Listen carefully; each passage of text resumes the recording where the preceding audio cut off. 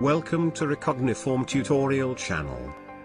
Video tutorials are split in two main sections: Recogniform Reader and Recogniform Application Designer. The first section, Recogniform Reader, starts from data capture engines and image processing fundamentals.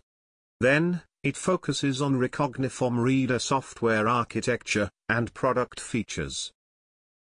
The Application Designer section describes how to configure software properly, in order to process both structured forms, with a zonal approach, and unstructured documents, using the free-form technology.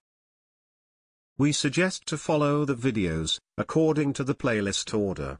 Please note that each video is marked with a code, in order to easily resume viewing. For more information, please do not hesitate to contact us.